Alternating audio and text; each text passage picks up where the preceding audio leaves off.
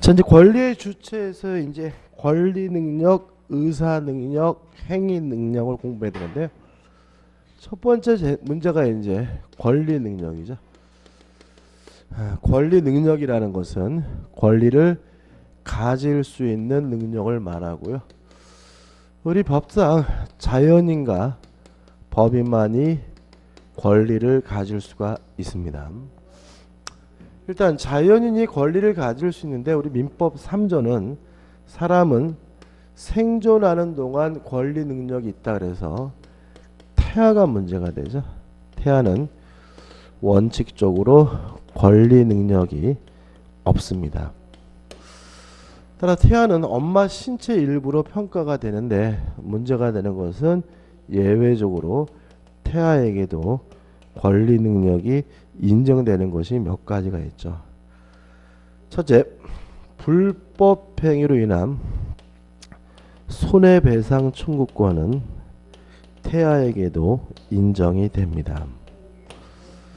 두 번째, 태아에게도 뭐는 인정이 되죠? 상속은 인정이 되고요. 상속이 인정이 되니까 유증을 받을 수도 있고 그 다음에 유류분도 인정이 되고요. 그 다음에 대습 상속권도 태아에게 뭐가 되냐면 인정이 됩니다. 조심할 것은 항상 조심해야 될 건 뭐냐면 유언의 방식으로 증여는 받을 수 있어요. 그렇지만 사망을 원인으로 한 증여, 사인 증여는 받을 수 없다는 거 꼭 기억해 두셔야 되고요. 세 번째로 인지 문제인데 태아는 인지의 대상이 될 수가 있습니다. 다만 태아 스스로가 인지를 청구할 수는 없다는 거 주의하셔야 되겠죠.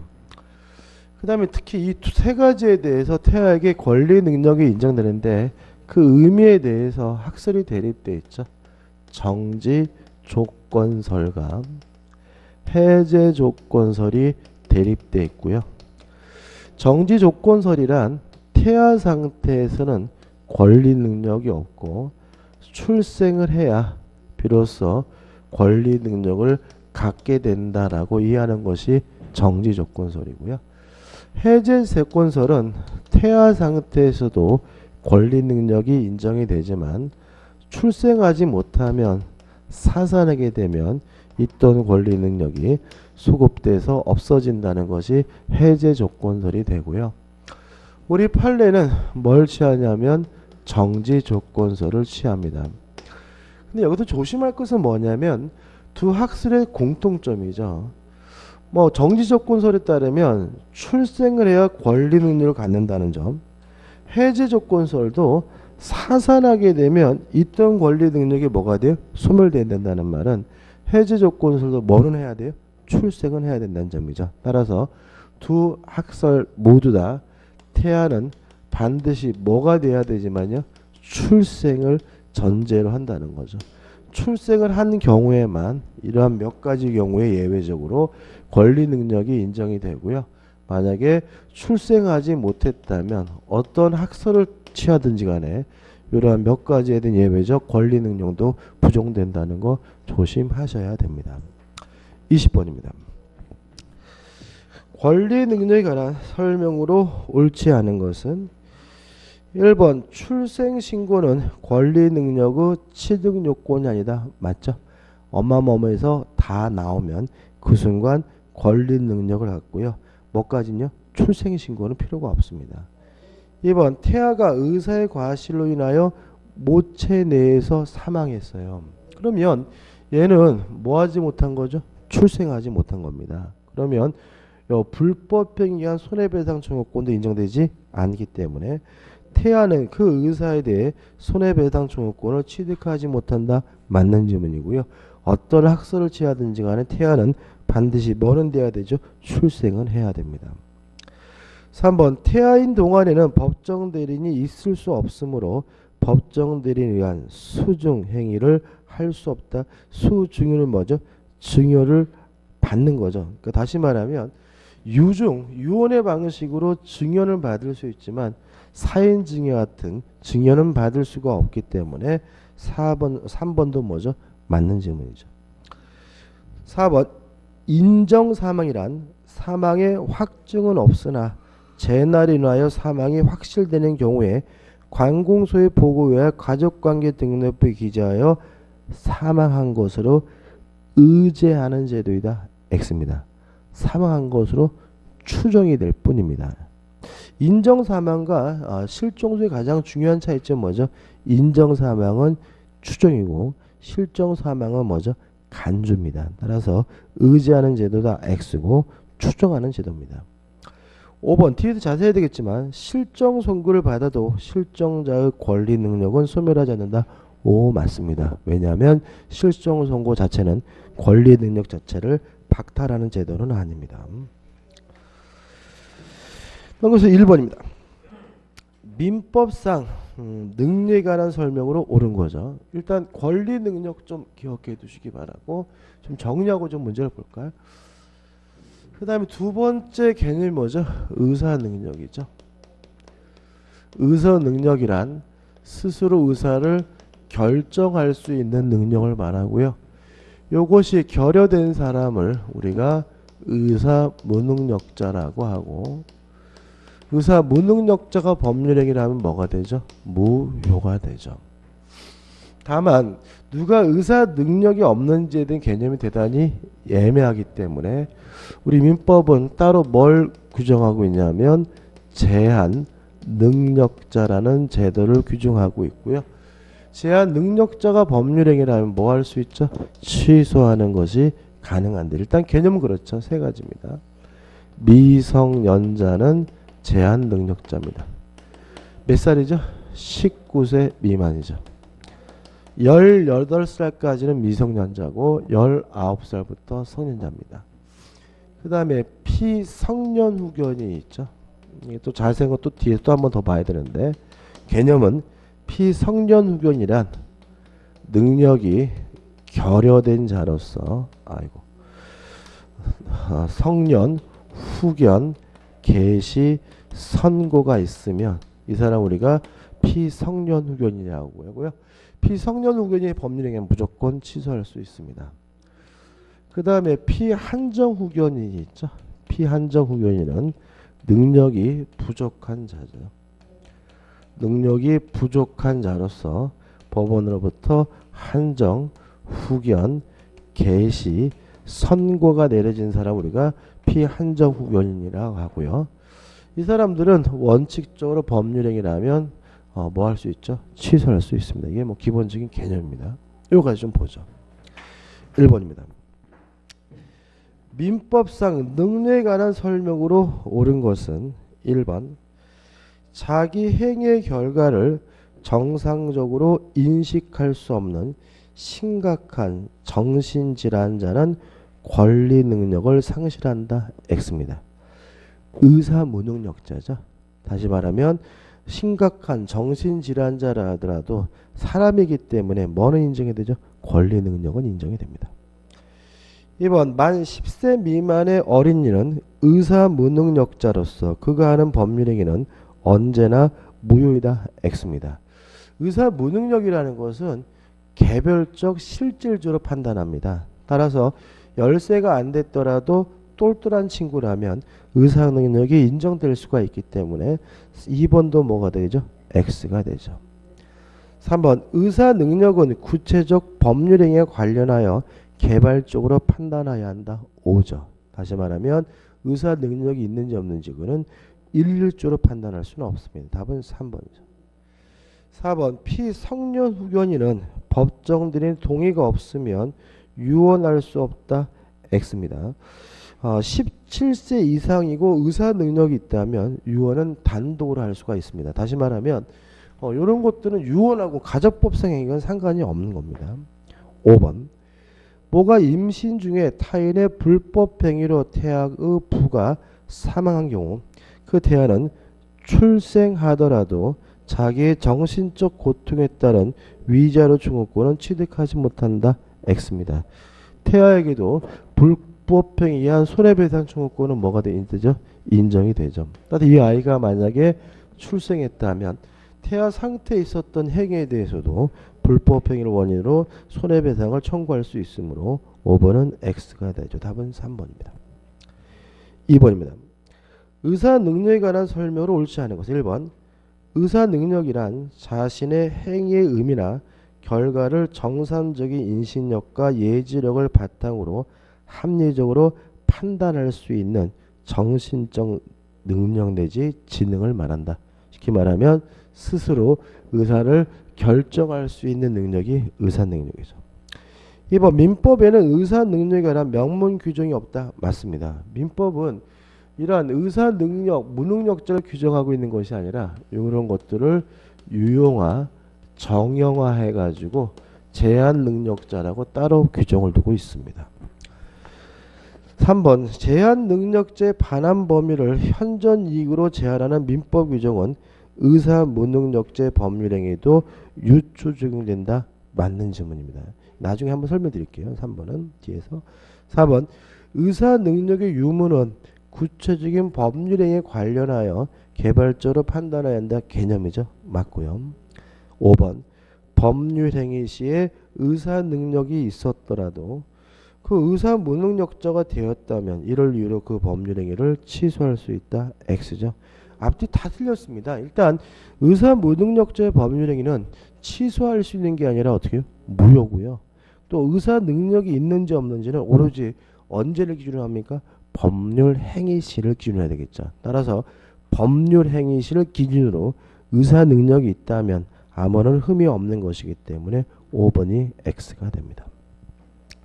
3번 태아의 권리 능력에 관한 설명 중 가장 옳은 것은 1번 우리 민법은 일반적 보호주의를 취하고 있다. X입니다. 우리 민법은 원칙적으로 태아에게 권리 능력을 인정하지 않고요.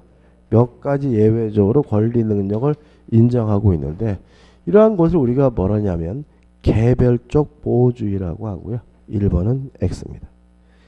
2번 해제 조건설은 다수소로서 태아가 살아서 출생한 때 소급부의 권리 능력을 인정한다. X죠. 해제 조건설이란 태아 상태에서도 뭘 인정합니까? 권리 능력을 인정하고 있고요. 2번은 정지 조건설의 태도죠. 3번 정지 조건설은 판례 태도로서 태아는 이미 출생한 것으로 보지만 후에 사산이 된 경우에는 소급파의 권리 능력을 상실하는 것으로 본다. X고 2번과 3번은 해제 조건설의 정지 조건설이 뒤바뀌어 있네요. 4번 정지 조건설은 태아 보호에 유리하고 해제 조건설은 거래의 안전보호에 유효하다. X입니다. 이것도 앞뒤 뒤바뀌어 있습니다. 왜냐하면 해제 조건설이 태아 보호에 유리하죠. 이런 문제입니다. 이게 학술에 대립되는 가장 큰 이유는 상속권자 문제인데 갑과 을이 부부고 갑을 사이에 A라는 태아만 있는 상태에서 병에게 갑에게 병이라는 부모가 있는 상태예요. 이런 상태에서 갑이 돌아가셨을 때 만약에 해제 조건설에 따른다면 태아 상태에서도 권리 능력이 있는 거니까 갑이 죽을 당시 갑에게 뭐가 있는 거죠? 자식이 있는 거죠. 따라서 을과 A가 뭐죠? 공동으로 상속을 받는다는 입장이고요. 정지 조건설에 따르면 갑이 죽을 당시에 뭐가 없는 거죠? 자식이 없는 거니까 을과 병이 뭐죠? 공동으로 상속을 받고 다만 나중에 요 아이가 출생하게 되면 갑이 요 A에게 돌려주게 된다. 재산을. 이게 뭐죠? 정지 조건설의 입장이거든요. 근데 재밌는 거는 현실적으로 병이 아이가 태어나더라도 절대로 뭐 하잖아요? 돌려주질 않아요. 할머니 할아버지잖아요. 그죠?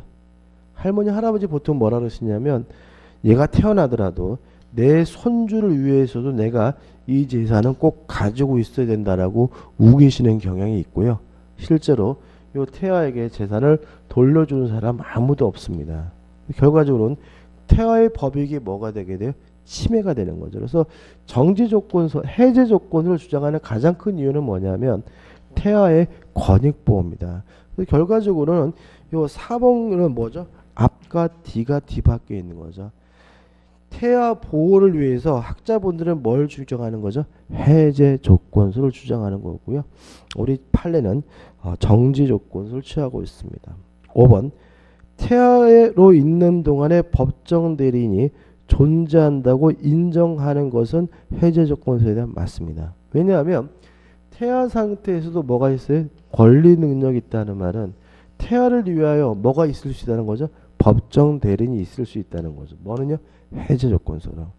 근데 정지 조건수에 따르면 태아 상태에서 뭐가 없어요? 권리 능력이 없다. 사람이 없으니까 결국은 태아를 위한 법정 대리인도 존재할 수 없다는 것이 정지 조건설 입장이고요. 답은 5번입니다. 쉽게 말씀드리면 정지 조건설이란 태아 상태에서 뭐가요? 사람이 아니란 얘기입니다. 해제 조건설이란 태아 상태에서도 뭐란 얘기죠? 사람이란 얘기 생각하시고 접근하시면 쉽고요. 답은 뭐죠? 5번이 됩니다. 4번입니다. 미성년자에 관한 다음 설명 중 틀린 것은 1번 미성년자가 부모로 받던 학원비죠. 한번 정리해 볼까요? 일단 미성년자는 원칙적으로 독자적으로 법률행위를 할 수가 없고요. 미성년자가 법정 대리인의 동의 없이 이루어진 행위는 뭐 할 수 있습니까? 취소할 수가 있죠. 다만 예외적으로 미성년자가 독자적으로 법률행위를 할 수 있는 것, 다시 말하면 미성년이라는 이유로 취소할 수 없는 것들이 몇 가지가 있죠. 첫째, 권리만을 얻거나 의무만을 면하는 행위는 독자적으로 할 수가 있고요. 두 번째, 처분이 허락된 재산의 처분이죠. 처분이 허락된 재산의 처분도 독자적으로 할 수가 있고요. 그때는 미성년이라는 이유로 뭐 할 수 없습니까? 취소할 수 없습니다. 근데 우리가 처분이 허락된 재산하면 가장 주된 것이 뭐냐면 용돈인 거죠. 너 이번 달 용돈 10만 원이다. 그러면 10만 원 범위 내에서는 독자적으로 사용할 수가 있고요. 굳이 사용할 때 일일이 법정 대리인으로부터 뭘 받을 필요 없어요? 동의받을 필요가 없는데 문제는 용도가 지정된 경우가 있죠. 용도가 지정된 경우 뭐 학원비를 써라 또는 학용품을 구입하라. 이렇게 용도가 지정되는데도 불구하고 위반해서 그 돈을 사용한 경우에도 우리 판례는 제한 능력을 이유로 취소할 수 없다는 것이 우리 판례 입장임을 주의하시기 바랍니다. 그 다음에 세 번째, 허락된 영업이죠. 허락된 영업에 관련된 행위를 할 때도 독자적으로 할 수가 있고요. 그 다음에 네 번째로 대리행위도 독자적으로 할 수가 있습니다. 왜냐하면 대리는 행위 능력자일 필요가 없으니까 대리는 미성년자도 뭐가 될 수 있죠? 대리인이 될 수가 있고요. 다섯 번째, 근로계약이나 또는 임금 청구도 독자적으로 할 수가 있고요. 법원으로부터 친권자로부터 뭘 받을 필요 없죠?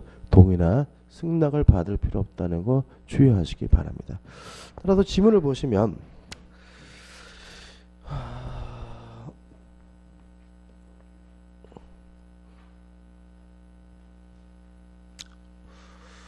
미성년자가 부모로부터 받은 학원비로 오락기를 구입한 경우에는 매매계약을 취소하지 못한다. 오, 맞는 지문이고요. 범위를 정하여 처분이 허락된 것은 처분할 수 있고 특히 다시 말씀드리지만 용도가 지정됐더라도 위반해서 사용하더라도 뭐 할 수 없죠? 취소할 수 없다는 거 꼭 기억해 두시기 바랍니다. 2번 18세인 자는 단독으로 유언할 수 있다. 맞습니다. 왜냐하면 17세 이상의 자는 단독으로 유언할 수 있기 때문에 그렇고요. 3번 미성년자는 단독으로 상속을 승인하는 행위를 하지 못합니다. 왜냐하면 권리만을 얻는 행위는 독자적으로 할 수가 있어요. 근데 상속을 승인하게 되면 권리만 넘어오는 것이 아니라 무엇도 넘어오죠? 의무도 넘어오기 때문에 권리만을 얻는 행위가 아니므로 동의가 필요하고요. 4번 미성년자에 대하여 법정 대리인이 영업을 허락한 경우에는 미성년자는 그 영업에 관하여는 성년자와 동일한 행위 능력을 가진다. 맞습니다. 허락된 영업 행위는 독자적으로 할 수가 있고요. 5번 미성년자의 법정 대리인은 그가 행한 영업 허락을 취소할 수 있으면까지 맞는데 여기서 취소는 취소가 아니라 철회로 이해합니다. 따라서 소급하지 않기 때문에 그 취소가 있으면 처음부터 영업 허락이 없었던 것으로 된다. X고요.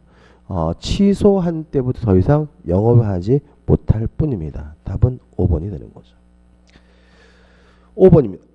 성년 후견 개시에 관련한 다음 설명 중 옳지 않은 것은 1번 성년 후견 개시 심판은 질병, 장애, 노령 그 밖의 사유로 정신적 제약으로 사물을 처리할 능력이 지속적으로 뭐가 된 사람이죠? 결여된 사람이죠. 그래서 우리가 시험에 잘 나오지만 부족하면 뭐랍니까? 한정 후견 개시 선고하고요. 결여가 되면 뭐죠? 성령 후견 개시 선고를 합니다. 2번 가정법원은 직권 또는 청구권자의 청구에 의하여 성령 후견 개시 심판을 한다. X입니다. 직권을 하지 못합니다. 반드시 뭐가 필요하냐면 청구권자의 청구가 필요합니다. 답은 2번입니다. 3번 한정 후견 개시 심판과 성령 후견 개시 심판 시 본인의 의사를 고려해야 될 것이고요. 4번 피성년 후견인의 법률행위는 물론 취소할 수 있고요. 5번 가정법원은 취소할 수 없는 피성년 후견인 범위를 정할 수 있다. 맞는 점입니다. 그래서 간단히 말씀드리면 이 피성년 후견인과 한정 후견인의 가장 주된 차이점은 뭐냐면 피한정 후견인은 일단 독자적으로 법률행위를 하는 것이 가능한데 법원이 동의를 받아야 할 수 있는 행위를 정해주는 게 뭐죠? 피한정 후견인이고요. 피성년 후견인은 일단 독자적으로 법률행위를 할 수가 없는데 법원이 독자적으로 할 수 있는 행위를 정해주는 게 뭐죠? 피성년 후견입니다. 차이점 아시겠죠? 다시 말하면 피한정 후견인은 일단 독자적으로 법률행위를 하는 것이 가능하고 법원이 정해준 행위를 하고자 할 때 법정 대리인의 동의가 필요한 사람이 피한정 후견인이고요. 피성년 후견인은 일단 독자적으로 법률 행위를 할 수가 없고요.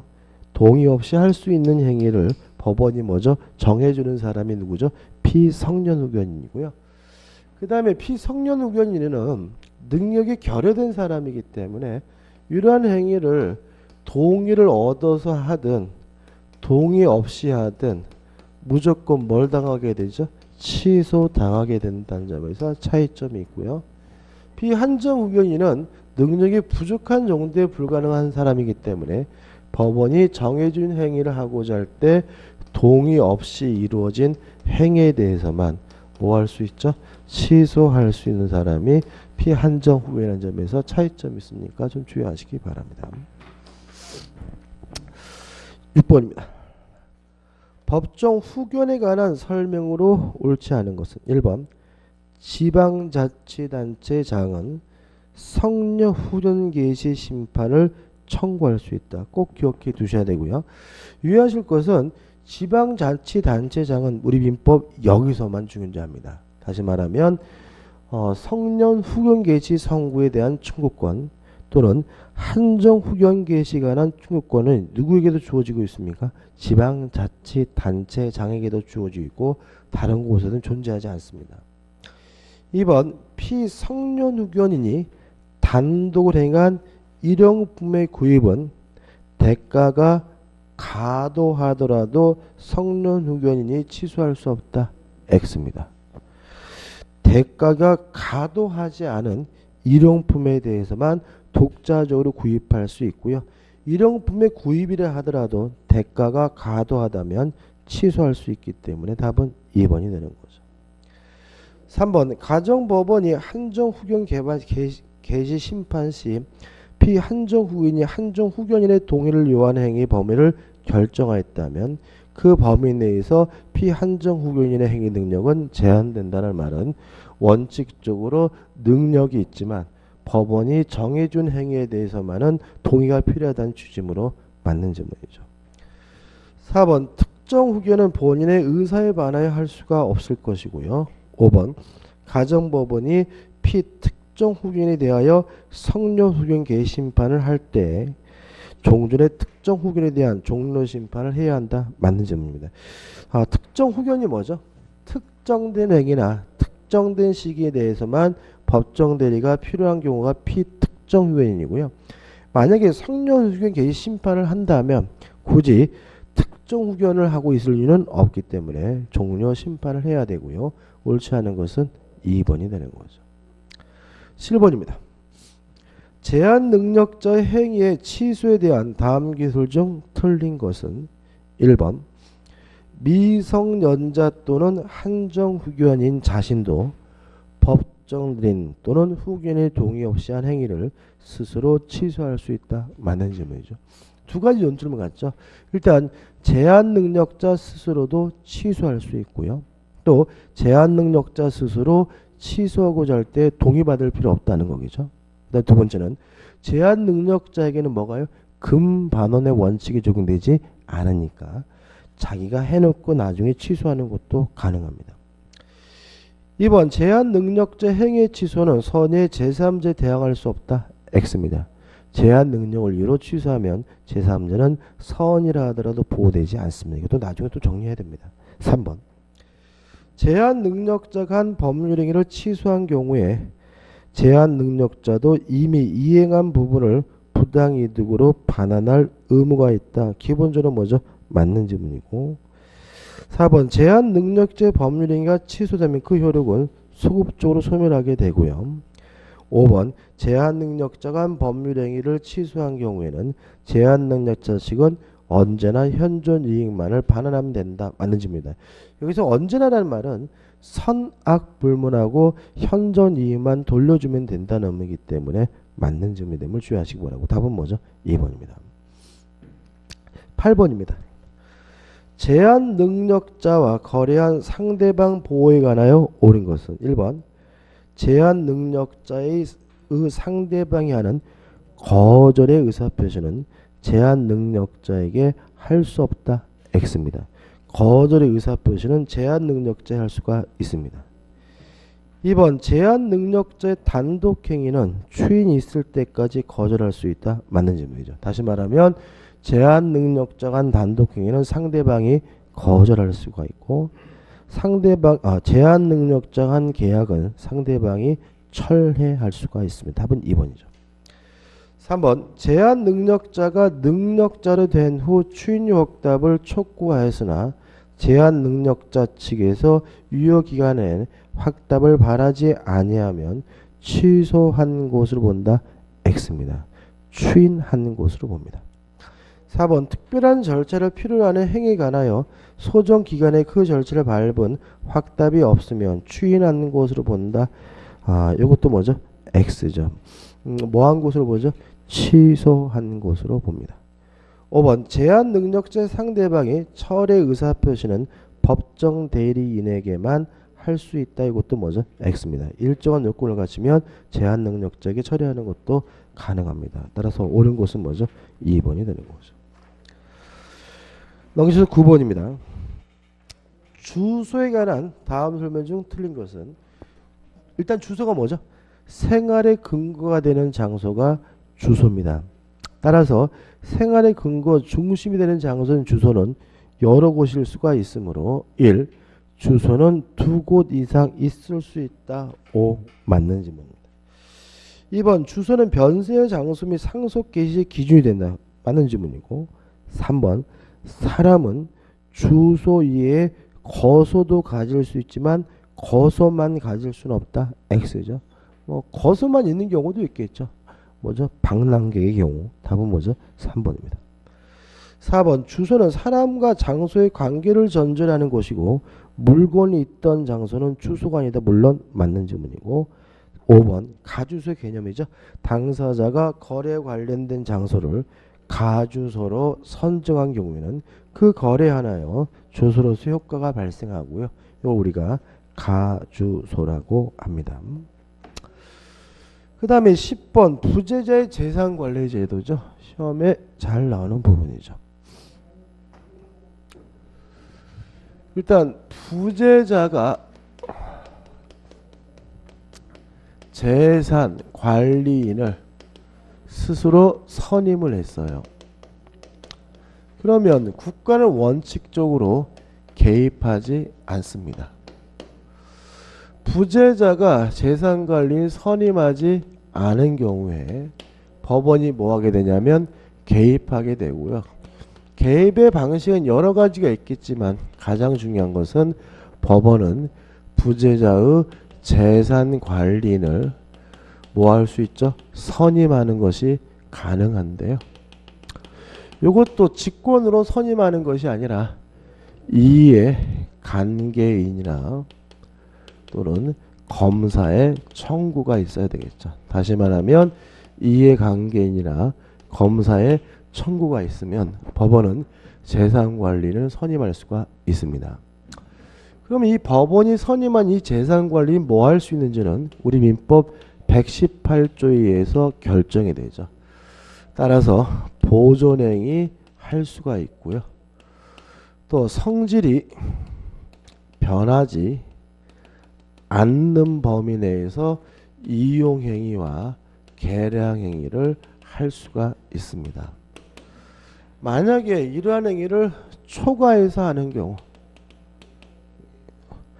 예를 들어 가지고 부재자의 재산을 처분하는 행위를 하고자 할 때는 법원으로부터 뭘 받아야 되냐면 허가를 얻어야 되고요.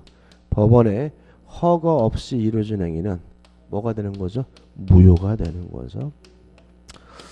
이게 기본적 효과고요. 다음에 여기서 몇 가지만 좀 주의하셔야 되는데, 허가를 꼭 사전에 받아야 되느냐 이 문제에 대해서 사후에 추인의 형태로서도 허가를 받는 것이 가능하고도 유효하다는 게 우리 판례 입장이고요. 두 번째, 허가가 있었다 하더라도 반드시 본인에게 이익이 되는 행위여야 됩니다. 만약에 허가가 있었다 하더라도 본인에게 아무런 이득이 되는 행위가 아니라면 할 수가 없고요. 할 수 없고 하게 되면 뭐가 되냐면 무효가 됩니다. 이 정도죠. 보시면 옳은 것은입니다. 1번 생사가 불분명한 자만이 부재자로 된다. X입니다. 생사가 불분명한 자는 부재자가 아니라 뭐가 되죠? 실종자가 되는 거죠. 2번 법원이 선임한 재산관리인이 부재자 재산에 대한 임대료를 청구하기 위해서는 법원의 허가를 얻어야 한다. X죠. 임대료를 청구하는 것은 처분행위가 아니죠. 보존행위입니다. 허가받을 필요가 없고요. 3번 재산관리인의 권한 초과 행위에 대한 법원의 허가는 사후적 추인의 형식으로도 가능하다. 5죠. 원칙적으로 사전에 받아야 되는 것이 원칙이지만 사후에 받는 것도 가능합니다. 답은 3번이죠. 4번 부재자의 사망이 확인되면 취소 사유가 됩니다. 따라서 취소가 있어야 비로소 권한이 소멸되기 때문에 법원이 선임한 재산관리인 권한은 선임 결정에 취소 없이 소멸한다는 지문은 X가 되고요. 5번 법원이 선임한 재산관리는 부재자 사이 유임계약 관계가 없으므로 직무상 선량한 관리자 주의의무를 부담하지 않는다. X고 물론 선량한 관리자로서의 주의의무를 부담합니다. 11번이죠. 법원이 선임한 재산관리인이 법원의 허가 없이도 유효하게 할 수 있는 행위가 아닌 것은 일단 1번 부재자의 채무를 담보하기 위하여 부재자 소유 부동산의 저당권을 설정해주는 행위는 단순한 보존행위도 이용행위도 계량행위도 아닙니다. 저당권을 설정해주는 것은 일종의 뭐죠? 처분행위로 평가되고요. 따라서 답은 1번이 되는 거죠. 2번 B가 세는 부재자 소유 건물의 지붕을 수선하는 것은 보존행위이기 때문에 독자적으로 할 수가 있고요. 3번 부재자 소유의 미등기 건물에 대하여 보존 등기를 신청하는 행위도 보존행위니까 독자적으로 할 수가 있고요. 4번 부재자가 가진 채권의 소멸시효를 중단시키는 행위도 보존행위니까 가능하고요. 5번 부재자가 이미 한 무이자 금전 대여를 이자부로 바꾸는 것은 계량행위입니다. 그러니까 새롭게 돈을 빌려주는 건 못하죠. 그렇지만 이미 빌려준 돈 무이자를 이자로 바꾸는 것은 계량행위로서 가능하기 때문에 답은 1번이 되는 거죠. 그 다음에 12번입니다. 실정 선고에 관한 설명으로 옳은 것은이죠. 좀 정리해 볼까요?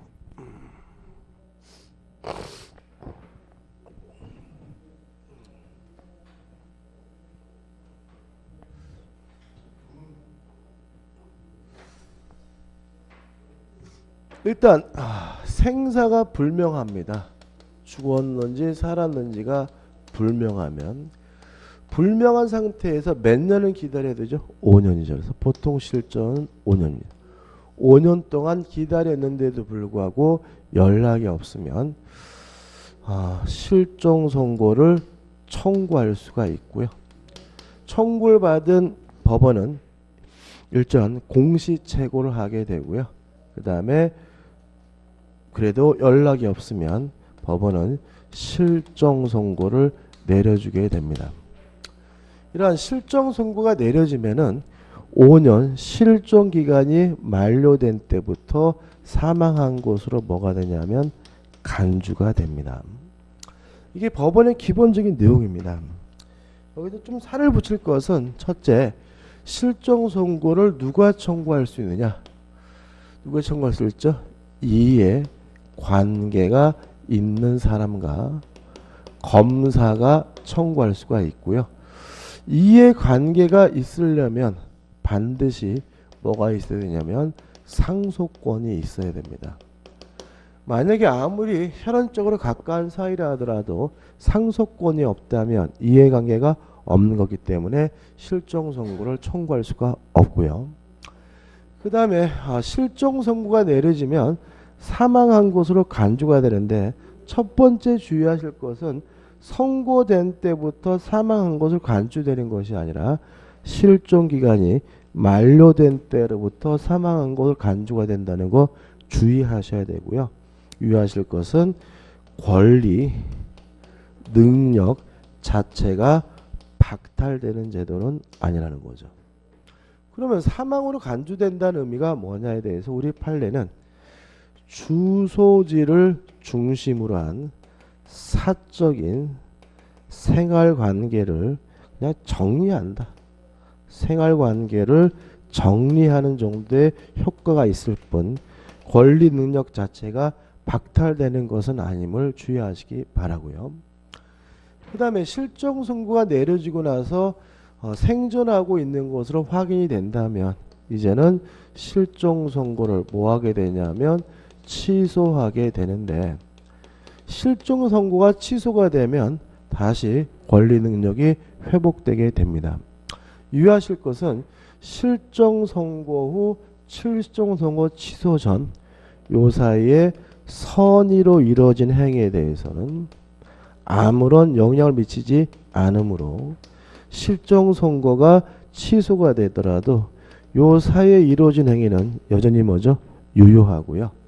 다만 이러한 행위로 인해서 이익을 취득한 사람은 선이 일하면 현존하는 이익범위 내에서 부당이득으로서 반환해 줘야 되고요. 악이면 이때는 전부를 다 반환해 줘야 된다는 거 주의하시면 되겠죠. 이 정도가 가장 실종선의 기본적인 내용입니다. 그럼 보시죠. 1번 보통 실종의 실종기간은 3년이다. X 몇 년이죠? 5년입니다. 2번 실종 선고가 확정되면 실종자는 실종기간이 만료한 때 사망한 것으로 추정되는 것이 아니라 뭐죠? 간주가 되고요. 3번 실정 선고의 취소 사유가 있는 경우 검사와 지방자치단체장은 실정 선고 취소를 청구할 수 있다. X입니다. 검사 누구죠? 이해관계인입니다. 지방자치단체장은 아까 제한능력자에서만 존재합니다. 4번 갑이 법원으로부터 실정 선고를 받은 경우 갑의 재산에 대한 상고금은 실정 선고 시에 개시된다. X입니다. 실정 선고가 내려지면 실정 기간이 만료된 때부터 사망한 것으로 간주가 되니까 상속되는 시점도 실정 선고 시가 아니라 뭐죠? 실정 기간이 만료된 때부터 상속이 개시되게 되고요.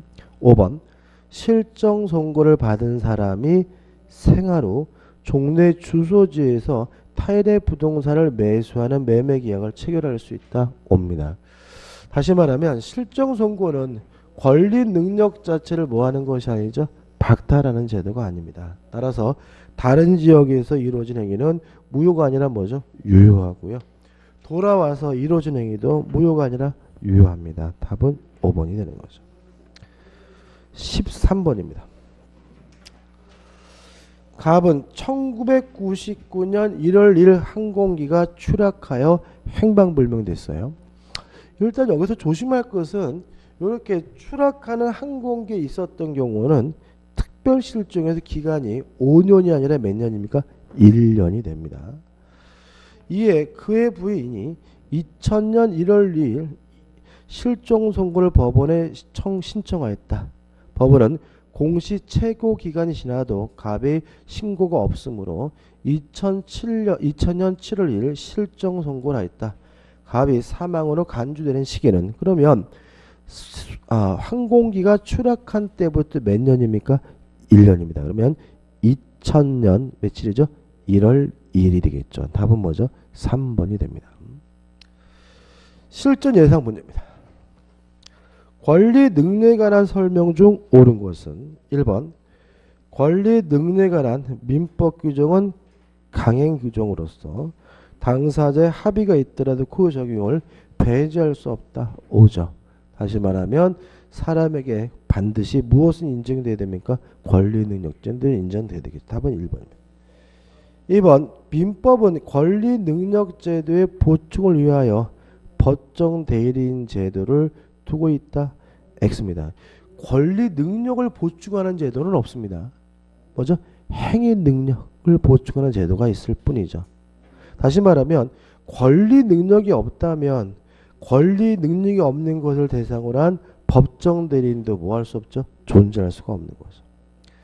3번 민법상 조합에도 권리 능력이 인정되는 경우가 있다. X입니다. 권리 능력은 자연인과 법인 두 가지에게만 인정되고요. 조합에게는 절대로 권리 능력이 인정되지 않습니다. 4번 자연인의 사망 시기에 관한 우리 민법은 뇌사설이 다수설이다. X입니다. 우리 민법은 맥박 종지설, 그죠? 심장사설이죠. 그러니까 맥박이 멈추면 죽는 거다. 다시 말하면 심장이 죽으면 죽는 거다. 심장사설을 취하고 있는 것이 우리 민법의 태도입니다. 5번 사람은 가족관계 등록부에 출생한 가는 기재로서 권리 능력을 실질적으로 취득한다. X죠. 엄마 몸에서 나오는 순간 바로 권리 능력을 갖습니다. 답은 1번이죠. 2번 민법상 권리 능력에 관한 기술 중 옳은 것은 1번 민법 모든 사람은 생존하는 동안 예외 없이 권리 능력을 가진다. 5점. 뭐는 제한될 수 없습니까? 권리 능력이 제한될 수는 없는 거죠.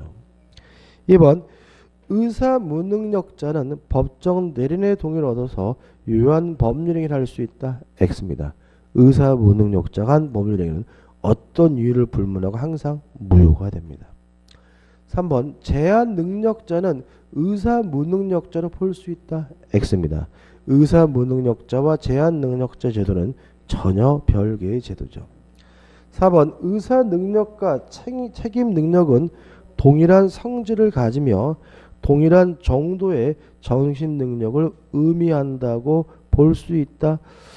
이게 기본적으로 맞습니다. 그러니까 거의 같은 수준으로 보는데 항상 문제가 되는 것이 뭐냐면 민법이 이렇게 1번도 맞고 4번도 맞다고 본다면 아무런 의의 없이 맞는 것만 답이에요. 1번이 답이고요. 다만 이 4번도 뭐가 될 수 있어요? 답이 될 수 있어요. 해설에 나와 있는 것처럼 개별적 구체적으로 판단하기 때문에 같지 않을 수도 있지만 법적으로는 뭐죠? 동일한 정도의 정신 능력을 의미한다고 보기 때문에 4번도 맞는 질문을 볼 수 있습니다. 그럼 답은 뭐죠? 그럼 이렇게 하자고요. 1번과 4번 두 개가 맞다라고 하죠. 그죠?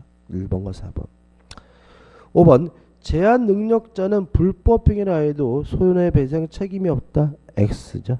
불법행위하고 제한 능력 상관이 없습니다. 2번은 뭐죠? 1번하고 4번을 같은 질문입니다. 3번 1번과 4번 옳은 질문입니다. 그죠? 3번 태아의 권리 능력에 관한 다음 설명 중 틀린 것은 1번 정지 조건설이든 해제 조건설이든 태아가 살아서 출생하기만 하면 문제된 시점에부터 권리 능력이 있었던 것으로 취급된다. 5죠. 둘 다 뭐는 해야 돼요? 출생은 해야 됩니다. 4번 2번 태아가 사산된 경우 태아의 권리 능력이 인정될 여지가 전혀 없다. 맞습니다. 두 학설 모두 반드시 뭐는 해야 돼요? 출생은 해야 됩니다. 3번 태아가 교통사고 후 충격으로 조산되고 그로 인하여 출생한 후죠.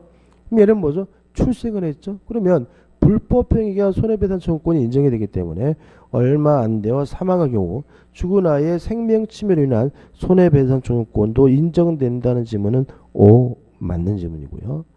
4번 모차와 같이 사망했어요. 그럼 이 아이는 뭐 하지 못했습니까? 출생하지 못했으므로 태아의 불법행위가 손해배상 청구권이 인정된다는 질문은 X입니다. 반드시 뭐가 돼야 되죠? 출생이 돼야 됩니다. 5번 유증의 경우에는 태아의 권리 능력이 인정됩니다. 다시 말하면 유증은 받을 수가 있죠. 다만 사인 증여는 받을 수가 없기 때문에 사인 증여의 경우에는 태아의 권리 능력이 인정되지 아니한다는 질문은 맞는 질문이고요. 답은 뭐죠? 4번이 되는 거죠. 4번 태아의 권리 능력에 관한 기술 중 맞는 것을 모두 고른 것은 기억, 직계 존속 생명 침해에 대한 태아의 위자료 청구권도 인정이 됩니다. 다시 말하면 불법행위에 의한 손해배상 청구권 인정이 되고요. 니은번 유언의 효력 발생 시에 태아로서 포태된 경우에 유증을 받을 수 있다. 태아는 유증을 받을 수가 있습니다. 디귿번 태아의 인지 청구권에 인정된다. X입니다. 아까 말씀드린 것처럼 태아는 인지의 대상은 되지만 적극적으로 인지를 청구할 수는 없습니다. 리을번 사인 증여의 경우에도 권리 능력이 인정된다는 것이 다술과 판례의 견해이다. X입니다. 사인 증여는 받을 수가 없습니다. 미음번 태아가 사산된 경우에는 출생하지 못했다면 정지 조건설이든 해제 조건설이든 태아의 권리 능력은 뭐 하지 않습니까? 인정하지 않습니다. 따라서 맞는 것은 기억, 니은, 미음 해가지고 1번이 답이 됩니다. 5번입니다. 감남과 을려는 법률상 부부인데 을은 태아 A를 임신 중이다. 이에 관한 설명으로 옳지 않은 것은 1번 A가 살아서 태어났다면 출생 신고와 상관없이 권리 능력을 취득한다. O 맞는 질문이죠. 2번 갑의 동생 병이 태아인 A를 대리하여 갑과의 계약으로서 자신의 카메라 A에게 증여하는 것은 불가능하다. 옵니다. 우리 판례에 따른다면 태아 상태에서는 증여받을 수가 없습니다. 3번 갑이 정의 음주운전 차량에 치여 사망한 경우 아버지가 죽었죠. 그 당시에 태아인 A는 이후에 출생하였다고 하더라도 정에 대해 위자료 청구권 행사하지 못한다. X입니다. 태아도 출생한다면 불법행위에 한 손해배상 청구권은 인정해야 됩니다. 답은 뭐죠? 3번이죠. 4번 의사무가 을을 진료하던 중 약물을 잘못 투하여 태아인 A가 사산되었다면 A에게 무에 대한 손해배상 청구권이 인정되지 않는다. O입니다. 반드시 아이가 뭐는 돼야 돼요? 출생을 해야 합니다. 5번 갑의 동생 병은 태아인 A에게 자신의 아파트를 유증할 수 있다. 오, 맞습니다. 이제 뭐 할 수 있죠? 유증은 할 수 있죠. 따라서 옳지 않는 것은 3번만이 답이 되죠. 6번입니다.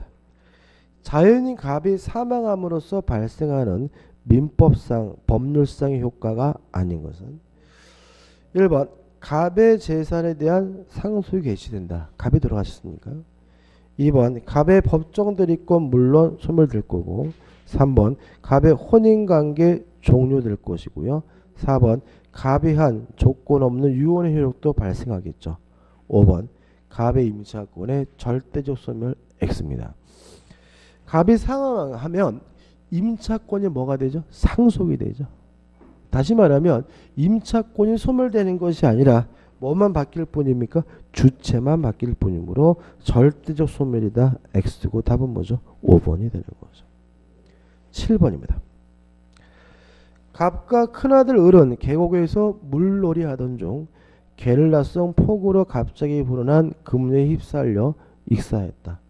이틀날 갑과 을은 사체가 모두 발견되었으나 누가 먼저 사망했는지는 알 수 없다. 이건 또 뭐죠? 동시 사망의 추정이라고 하죠. 동일한 위난에서 돌아가셨는데 누가 먼저 돌아가셨는지를 알 수 없는 경우는 동시에 사망한 것으로 뭐가 됩니까? 추정이 됩니다. 동시에 사망한 것 추정된다는 말은 추정되는 사람 간에는 상속이 이루어지지 않는다는 의미가 됨을 주의하시기 바랍니다. 이런 의미가 되죠. 갑과 병이 있고 갑병 사이에 을이라는 아들이 있고 정이라는 부모가 있어요. 근데 갑과 을이 지금 계곡에서 놀러 왔다가 동시에 돌아가시게 되면 동시에 사망한 것 추정된다는 말은 갑에서 을로 뭐가 이루어지지 않는다는 얘기냐면 상속되지 않는다는 의미로 이해합니다. 따라서 갑이 죽을 당시에 뭐가 없어요? 자식이 없었던 것으로 추정하겠다는 거죠. 따라서 갑의 재산은 병과 정이 뭐죠? 공동으로 상속을 받게 됩니다. 다시 한번요. 동시에 사망한 것으로 추정되면 그 동시에 사망 추정을 받는 사람끼리는 뭐가 이루어지지 않습니까? 상속이 이루어지지 않는다는 걸 생각해 보시고 접근하시면 이해하실 수 있을 거예요. 아무튼 누가 먼저 사망하였는지 알 수 없다면 갑과 을은 동시에 사망한 것으로 추정합니다. 갑의 유족으로 제한 능력자인 부인 병과 작은 아들 정이 있어요. 이간의 설명으로 옳은 것은 1번 갑과 을은 동시에 사망한 것으로 본다가 아니라 뭐죠? 추정됩니다. 2번 갑과 을은 인정 사망제도에 의하여 가족관계 등록부에 사망을 기재된다. X입니다. 왜냐하면 인정 사망이라는 것은 뭐냐면 돌아가셨을 가능성이 큰데 돌아가셨다는 사실을 확인하지 못할 때 하는 것이 뭐죠? 인정 사망입니다.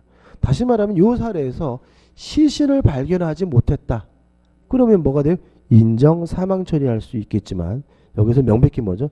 사체는 모두 발견되었기 때문에 뭐 처리하지 않습니까? 인정 사망 처리하지는 않습니다. 답은 뭐죠? 2번은 뭐죠? X고요. 3번 갑과 을은 서로 상속하지 않는다. 이게 답입니다. 왜냐하면 갑과 을은 동시에 사망한 것을 뭐가 돼요? 추정됐기 때문에 갑과 을끼리는 뭐가 되지 않습니까? 상속되지 않습니다. 답은 3번이죠.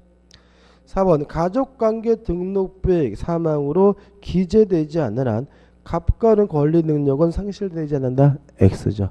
갑과 을의 심장이 멈추는 순간 가족관계 등록부에 기재가 없더라도 권리 능력은 소멸하게 되고요. 5번 병은 제한 능력자이므로 정이 일단 갑과 을의 재산을 단독 상속한다. X입니다. 제한 능력자라 하더라도 당연히 뭐가 인정이 됩니까? 상속권이 인정이 되죠. 답은 뭐죠? 3번입니다. 오늘 여기까지 하겠습니다. 여기까지 하고 다음 주에 8번부터 할 거고요. 다음 주부터는 1시 반까지 할 겁니다. 1시 반까지. 시간이 좀 1시 반까지. 다음 주부터는 시간 부족할 것 같고, 그래서 제가 다음 주에는 좀 감기 깍깍이 나가지고 더 열심히 강의해드리고요. 그래서 다음 주 어디까지 나갈 수 있을 것 같냐면요. 다음 주까지 1시 반부터 수업이 끝날 건데, 법인은 다 끝날 겁니다. 법인 다 끝날 거고. 그래서 페이지 몇 페이지까지냐면 66페이지까지만 풀고 오면 좋을 것 같습니다. 그래서 66페이지까지 한번 풀어보시기 바랍니다. 자, 오늘 수고 많으셨습니다. 고맙습니다.